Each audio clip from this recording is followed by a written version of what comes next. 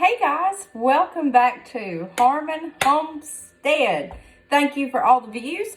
Thank you for all the comments. We are rocking and rolling. So today, had a beautiful day, went to church. We've been working on another surprise chicken coop. So we've got a lot going on. I wanted to talk to you about a few things on saving money because we all know right now we all can save money. The price of everything is astronomical. So let's talk to you about how you can save money whether you're on a homestead or not, but specifically for those on a homestead. Follow along, guys. Okay, guys, so I can't think of all this. I wrote it down this morning. I cannot do this from memory, so I'm just going to read off of these notes that I've wrote down about how we have saved money and how you can save money too, okay? So, again, the price of bills are crazy. From gas to electricity. Guys, our electricity bill was the highest it had ever been this month. Ever. So I said, well, my husband looked at the wattage. Could it be something we're doing? No. When fuel goes up, everything goes up. Y'all know this. You know this. So let's talk to you about how we save money. And Lord help, just like with the electricity bill, if we had not been doing what we're doing, no telling what it would have been. I saw this post on the internet that said, hey, our electricity bill's this. Is this a fluke or did anyone else have this amount? And then all of these other people that I know started saying, yes, I cannot believe this. This is what it was. So it's not just us. And by looking at their amounts, I'm glad we're doing what we're doing. So maybe these tips can help you guys, okay? As far as electricity, that's the number one topic that I've got here. Turn off unnecessary lights. When you leave a room, flip the light out. When you go into a room, flip the light on. Don't leave lights on everywhere that you are not or do not need them. There's no point in that. Turn the lights off. And look, a lot of this may not pull a lot of wattage on your electricity bill, but it every little bit helps, okay? So every little bit helps. So turn off your lights, okay? If you're not using something, turn it off. I've even seen where if you have like a laptop or something plugged in, unplug it from the wall or a phone. Don't let it sit on charge or don't let the charger sit there all day because it pulls power. That I don't know about. You may want to check into. But if you're not using something, unplug it. We've done a video on old-fashioned clothesline. A lot of these things that I do videos on that are old-fashioned is to inspire you. But the more I've done all this, I said, hey, it's all kind of coming true now. So I just reminisce and enjoy things that my great-grandparents had, and that's country living at its finest. But there's a reason that those things were there. It's because they had no other choice, A. And B, it's because they had to save money. They had to do it the hard way. You've seen all this stuff like now you know why your grandmother washed her Ziploc bags out and reused them. Now's the time to implement this, okay?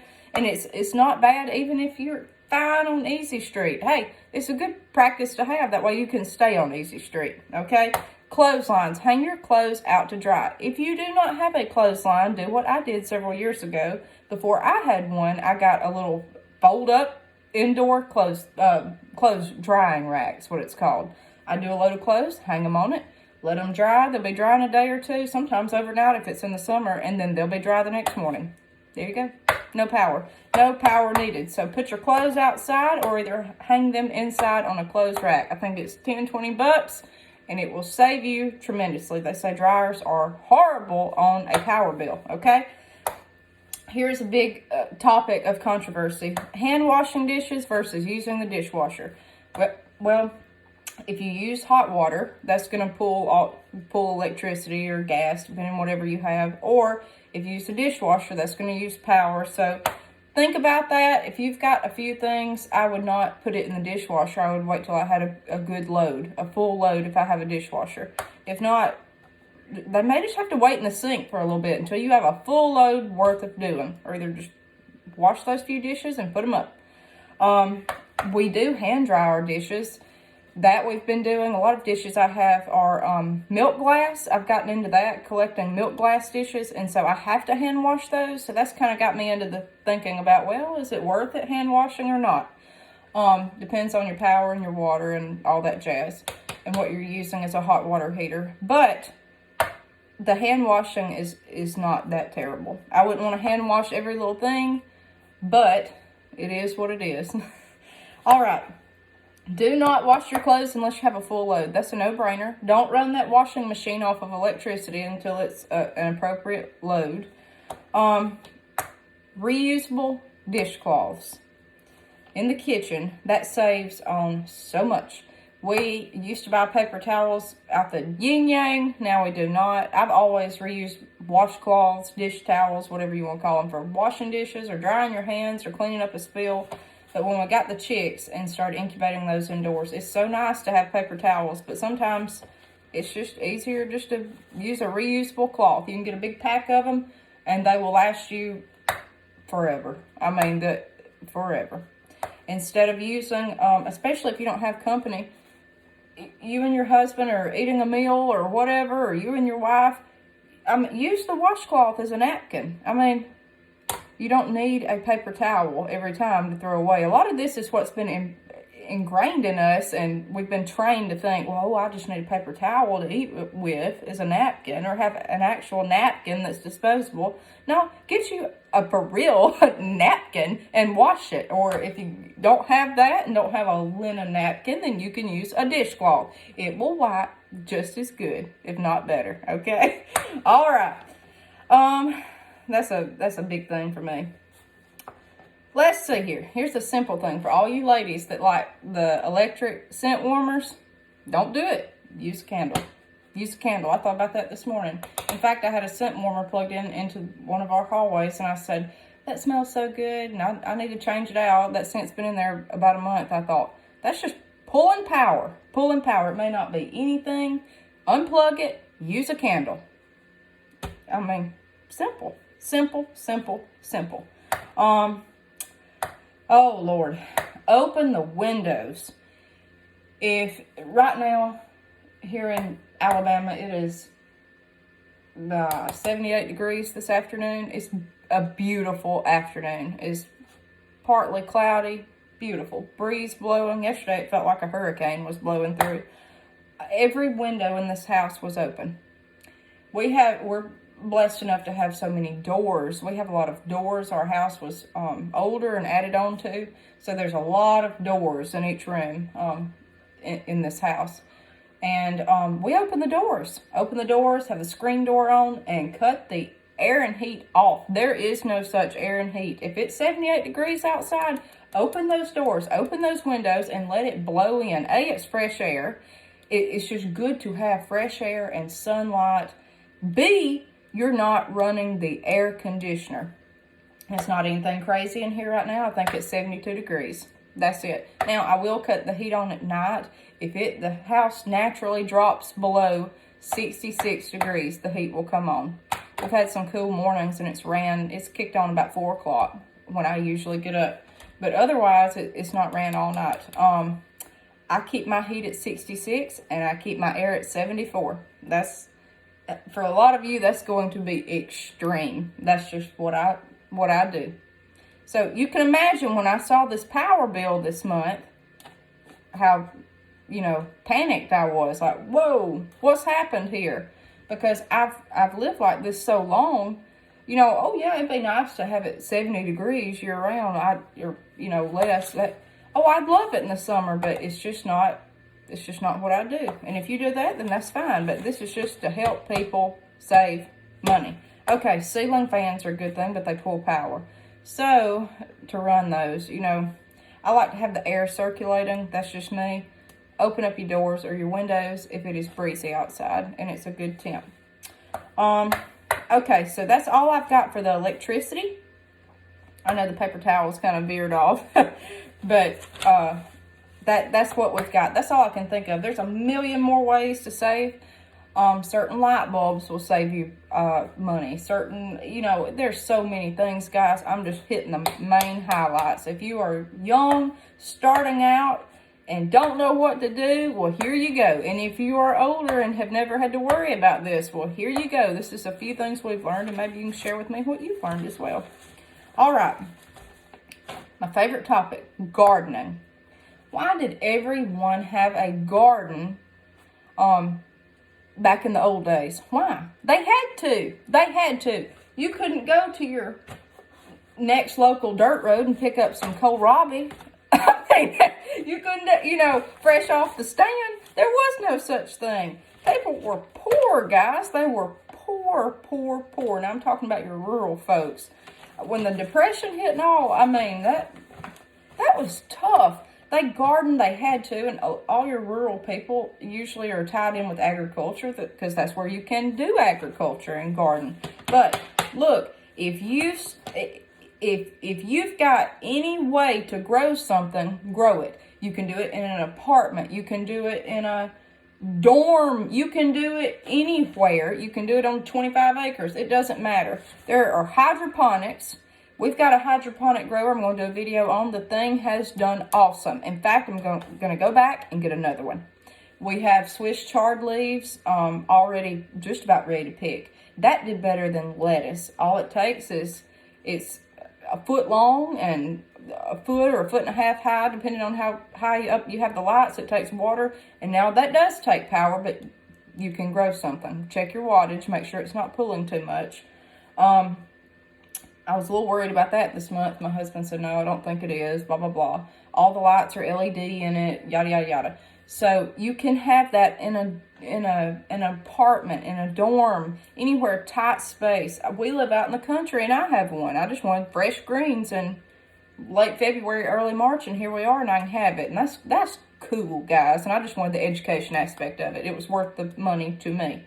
The little unit I got was, I think, $70 on clearance. So, hey, go for it.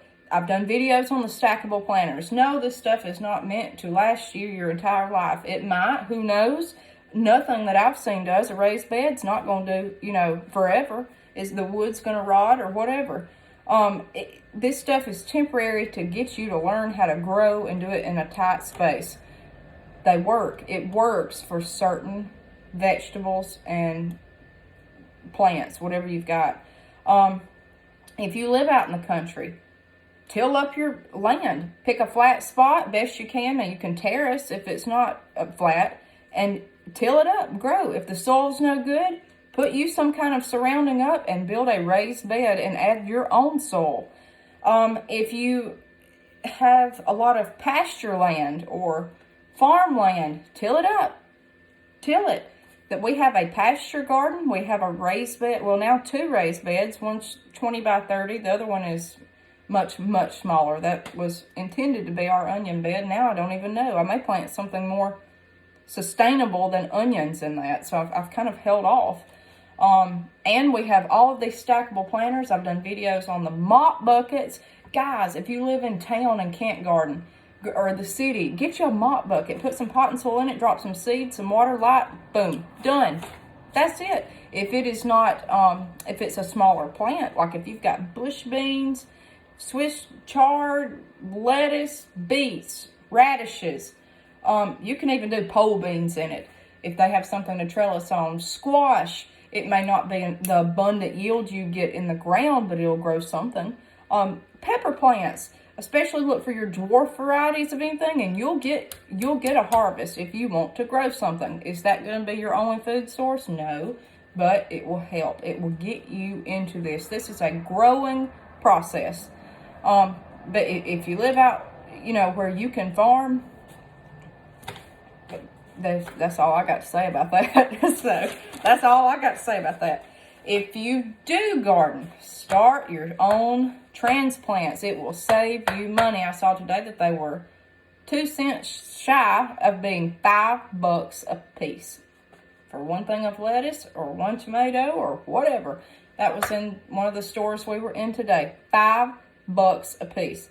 A lot of you say, well, seeds are so expensive. No. Not for the amount you get. Even if you got 5 seeds in a packet, for $3, it would still be cheaper than buying those as transplants. You just got to do a little work. The bath cups, okay?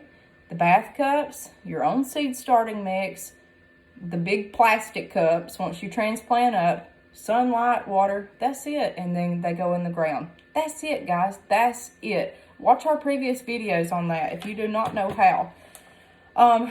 And you'll know if you're doing something right or not, because you'll see the days to germination on the back of your seed packet. It doesn't matter if you don't even know what you're growing. If it says it'll sprout in 4 to 7 days, be looking. If it's been 3 weeks, then you know something's not right and you need to start over. It's simple, guys, and it's a whole educational process. That will save you money, starting your own seeds. You can save your own seeds if the plants are heirloom, not hybrids, and if it's only like one type. So just say I go out here and I plant my Alabama red okra. It's not mine. I bought the seed from a company. I planted it last year. It was the only okra I had. I saved all the seeds. I've got my seeds this year. Do you know I got probably 4 to 5 times as many seeds as I did from the initial seed packet? You just expand, expand, expand. Because one okra pod probably has, I'm going to say anywhere from, this is a rough estimate, 20 to 50 plus seeds in it from one pod off one okra plant. Okay, guys, they have multiple pods. It depends on how many you let dry to save. That's what I'm saying. But I can't go plant 60 okra varieties and then try to save the seed. It might grow something, but no, you don't know what it's going to be.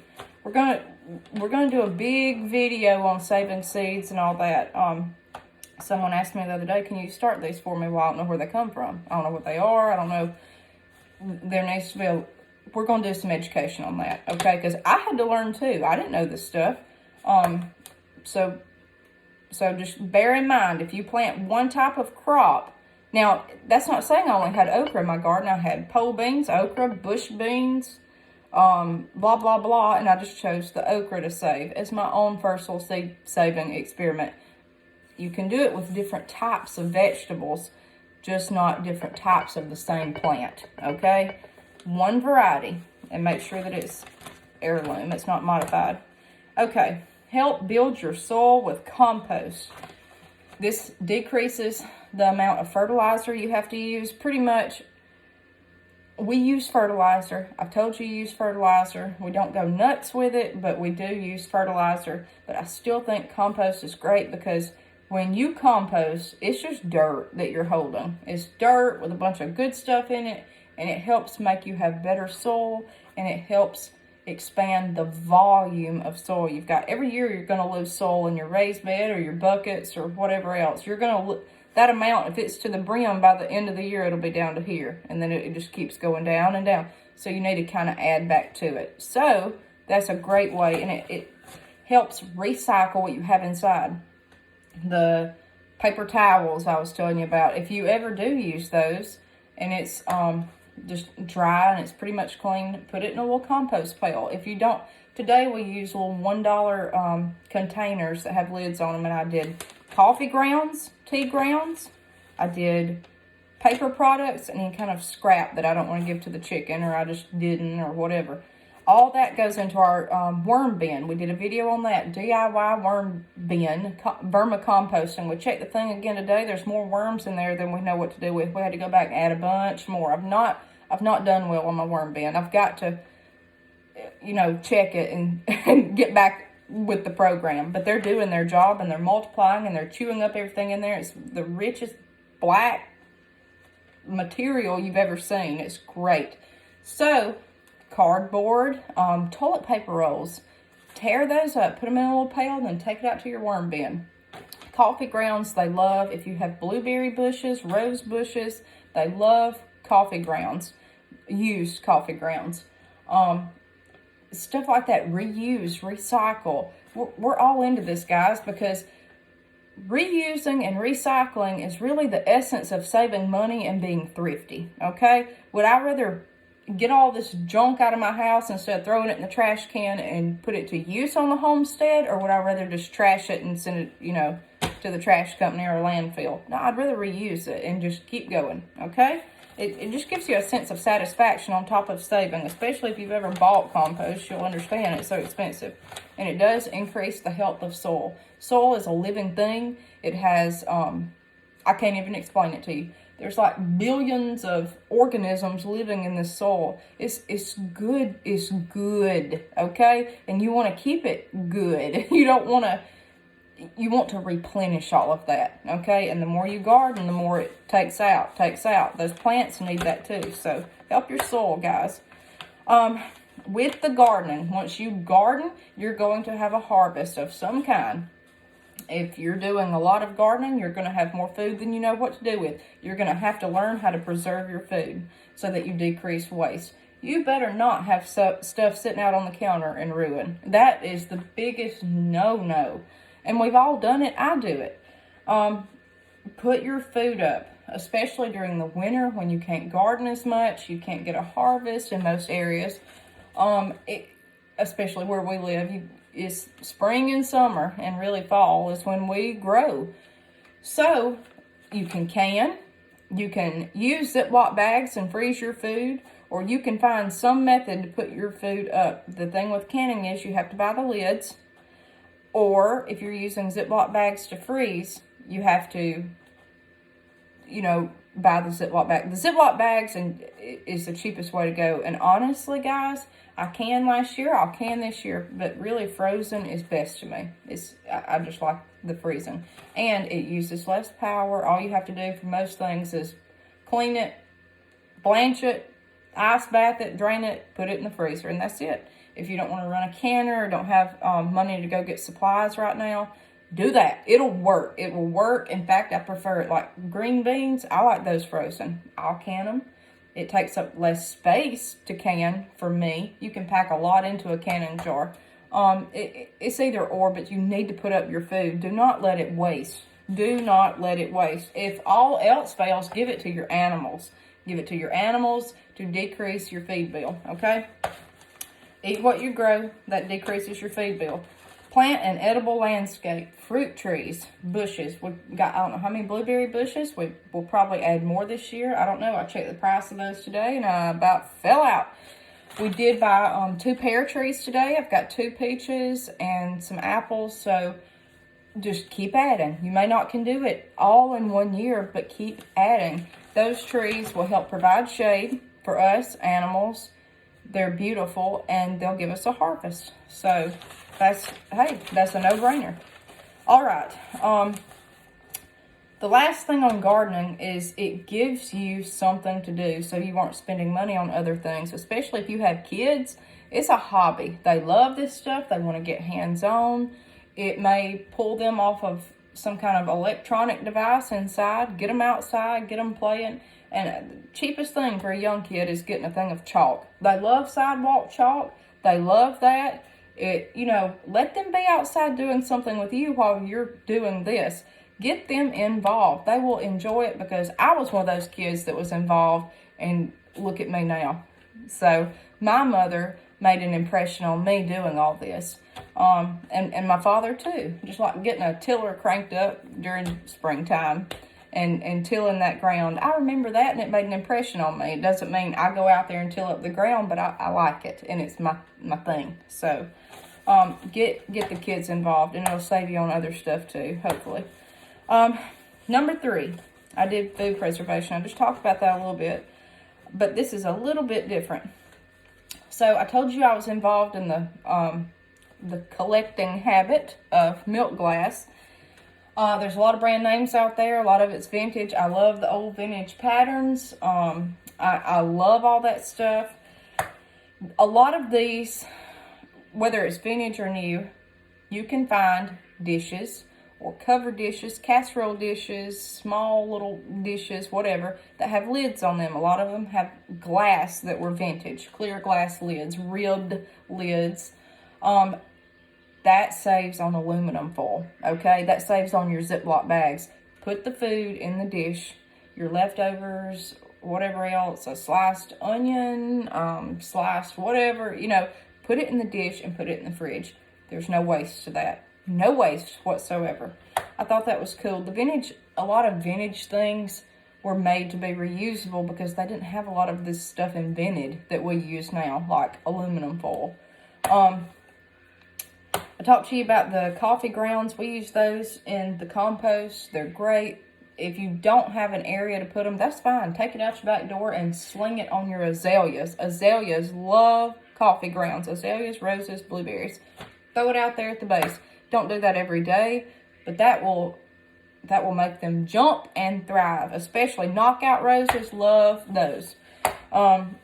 If you want to collect a pail of those, then get you a cheap pail and with a lid and put it on it. Coffee filters. Make sure it's the right kind, but those can be composted. There's so much, guys. You just got to do it and get in the habit of it.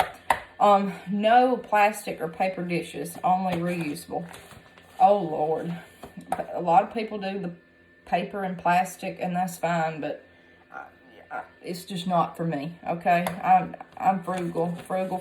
Now I may go spend $1,000 on junk, but at least I know it didn't go towards bills, you know. So I don't do that. I'm just saying it.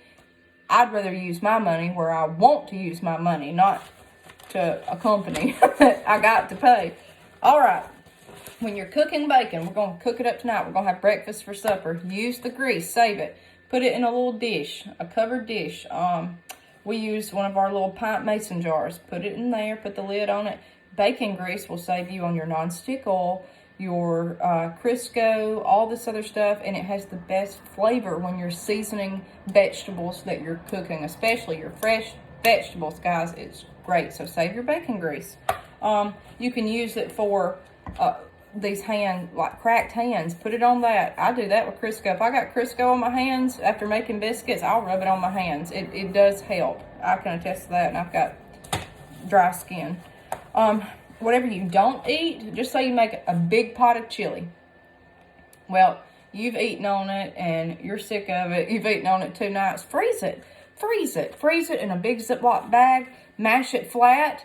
Lay it in your freezer, and you've got another meal ready to go. You just need to heat it up on the stove. That's it. For another night to come. Stuff in the freezer lasts a long time. You can check your dates. But that way you don't have to cook.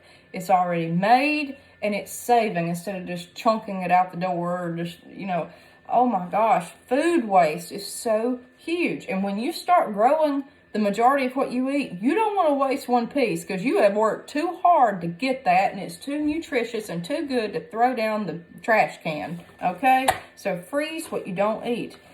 Look up a list of foods and all that you can freeze. Most anything can go in the freezer, and it decreases cooking time and electricity. When you have that meal already done, it's just put in a Ziploc bag, thaw it out in the refrigerator in the kitchen sink, and then put it in a pot, warm it up just like the chili, and there you go. You didn't have to cook a whole nother meal that night, so it's saving money, okay? If you drink tea, make your own tea. If you drink lemonade, make your own lemonade. Make this stuff. If it's too expensive to buy a sack of lemons and sugar, get the drink mixes. Either way, we do not buy canned drinks. That is a treat for us if we go get a canned soda, okay? That's a treat. We do not do that. We don't have anything carbonated, really. I'm too cheap to do it. So I might get one every now and then, used to when I go get a tank of gas. But otherwise, we do not do that normally, okay? Tea. If you get in a bad bind, if you're used to drinking sweet tea, you don't want to buy sugar, you can't find it on the shelf, you can't find your fake sweetener, whatever, make it unsweet. You need a couple tea bags and some hot water. That's it. And then after you boil your water and put it over your tea bags, fill it up with cool water, and that's your tea. You can drink unsweet tea. I have never liked unsweet tea, but the past 2 years, well, no, ever since me and my husband got together, 2 years, we've drank unsweet tea, and I've done just fine. He don't care for it that much, but it saves calories, keeps us from gaining weight. It's cheaper. It's one less ingredient, and there you go, okay? Make some adjustments. You'll get used to it. Doesn't mean that you still love it, but you can get used to a lot of things. Your great-grandparents did. Okay, get creative. If you, if you buy a lot of bread, we like whole wheat bread. Not long ago, it was $2 a loaf. Now it is $3. Save your receipts, guys. Check the price of this stuff because it's not going to hit you. You're going to notice it in the aisle, but when you go to that cash register, it's going to hit you when that total jumps. And then go home and read that receipt and follow it. Follow each little receipt and see how it's going up. There's no way you can keep track of everything that you buy, but you can look at that receipt and see exactly what's making a jump. For me, making bread, by the time you get the yeast and everything else, I can make bread, but it costs more than buying that loaf still. And yeast starter has been hard to find. I've looked into starting my own sourdough starters in the fridge. I've looked on the counter. I've looked into all this. You don't have to have sliced bread. You can, if it's easier to go out and get buttermilk and flour and some kind of lard or fat, Crisco, whatever, make biscuits. If you can get a hold of that stuff, make biscuits. And if you're going to have, just say, a bologna sandwich, use the biscuit as bread. Use the biscuit as your bread base. You can eat, there's different ways to get around this. Biscuits are shelf-stable. You can freeze the biscuits. There's other ways to get around this. You're going to have to get creative in here, guys, especially if you are homesteading and you've got a big feed bill between yourself and your animals. You're going to have to get creative. Make recipes with what you have. Of course, we have eggs more than anything. We don't have any dairy animals, nothing like that. We have chickens and we have quail. So if I get a bunch of eggs one day and I've had a whole week full of eggs and I can't get rid of those eggs any way, shape, form, or fashion, see what recipes call for a lot of eggs. Make a baked egg dish, a quiche, something like that. See what you can do to use what you've got instead of, well, I got to go to the grocery store today and buy this. Use what you've got on hand. And think of it like, hey, I cannot go to the grocery store today. I'm going to have to use what I've got here. Some of the best stuff has been created. Someone told me that gumbo was created that way. They used everything in the kitchen and put it together. And who does not love gumbo? Some of the hardest times have brought out the best stuff. You just got to get creative.